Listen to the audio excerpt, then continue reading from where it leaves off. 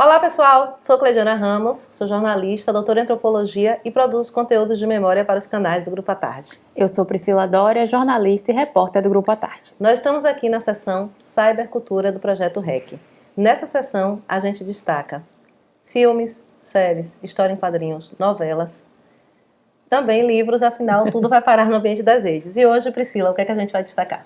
Hoje a gente vai falar do livro Cosme e Damião, o culto dos santos gêmeos no Brasil e na África.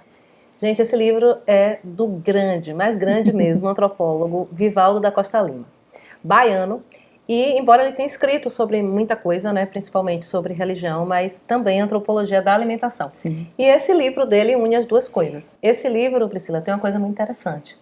Ele é resultado de uma conferência que o professor Vivaldo proferiu.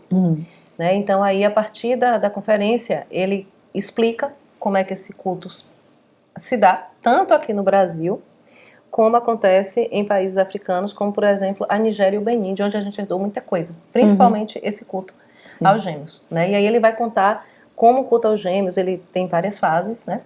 E principalmente onde a gente entra na questão do que se chama em antropologia de comida votiva, antropologia das religiões. Não, é uma coisa legal, gente, em ler um livro que conta isso, né, sobre o Caruru, Cosme e Damião, é porque é muito presente a coisa do Caruru em setembro, a coisa de você ser chamado, principalmente quando você é criança, de ser chamado, né? Olha, aqui vai ter um Caruru, precisamos de 7 meninos, chama a galera da rua, e muita gente tem a memória disso, e muitas vezes não conhece, não sabe o que tem por trás, o que é que fazia esse convite acontecer, o que fazia... o que existe, tudo o que existe em torno dos santos. Então eu acho isso, o livro é interessante por causa disso, porque mostra uma lembrança que muitas vezes, que eu mesma tenho, de muitos, cara, saudade, gente, chamada para tantos, quando é criança, e agora você consegue, com o livro, você consegue descobrir muito o que está por trás. Sim, e o interessante é o seguinte, os cultos, as religiões, né, a gente, infelizmente, durante muito tempo, se falou em sincretismo. E aí a palavra ficou muito desgastada. Sim. É como se o sincretismo fosse você colocar uma coisa no lugar da outra. E não é isso. É um processo muito mais complexo. Então, não é porque não se podia cultuar que foi lá e colocou São Cosme e São Damião. São Cosme é São Cosme, São Damião é São Damião, e os Ibejos são outras. Os Ibejos, no caso, são os orixás meninos que são cultuados no sistema Anagô, né? Mas o interessante é o seguinte, por outro lado também ficava aparecendo, sempre que a gente falava desses encontros, que o catolicismo, por ser a religião oficial, ela praticamente é como se ela passasse um rolo compressor em relação ao candomblé.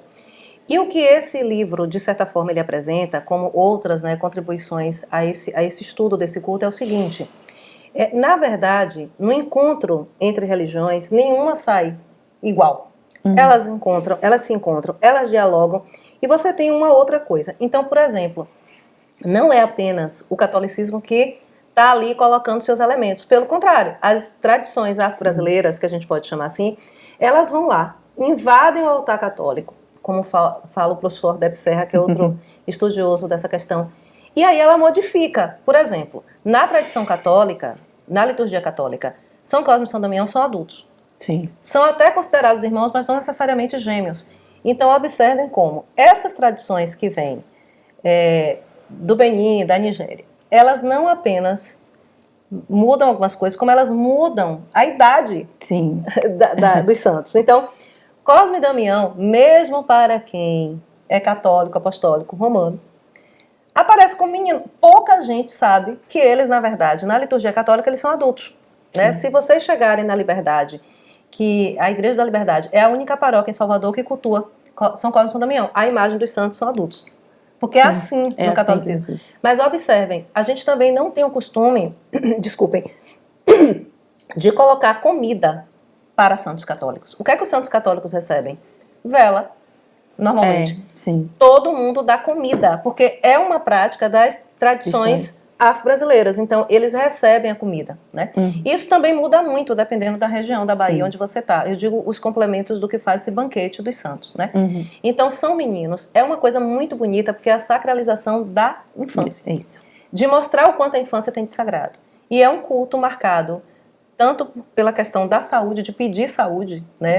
A gente vai ver isso muito, como também de alegria, de celebrar a alegria, de celebrar isso de ser infância, né? Então, a própria forma de oferecer. Então, o livro do professor Vivaldo é maravilhoso, ele mostra, inclusive, ele recupera alguns estudos da antropologia clássica, inclusive com indicações de como já no final do século XIX, essa prática de oferecer o caruru não estava apenas entre a população negra de Salvador, mas também entre as elites, ali no Corredor da Vitória. Então, é muito interessante como a gente percebe como esses cultos eles conseguem chegar a vários estratos sociais. O livro do professor Vivaldo é fantástico. Infelizmente, a gente está esgotado. Está esgotado, é. O livro é muito bonito, tem muitas ilustrações também, né? Sim, sim, sim. E é curtinho, só tem 64 páginas. Por isso mesmo que foi uma conferência. Ele era tão bom, que uma conferência dele vira um livro. Vira um livro. E é isso, ele está esgotado, vamos torcer, quem sabe, né? Pois é. Se empolga aí e faz uma outra edição para poder o livro chegar em mais mãos. Pois é, gente. Aqui nos canais do Grupo à Tarde sempre tem informação qualificada. Fiquem ligadas, fiquem ligados. Mais uma vez, gente, muito obrigada e até a próxima.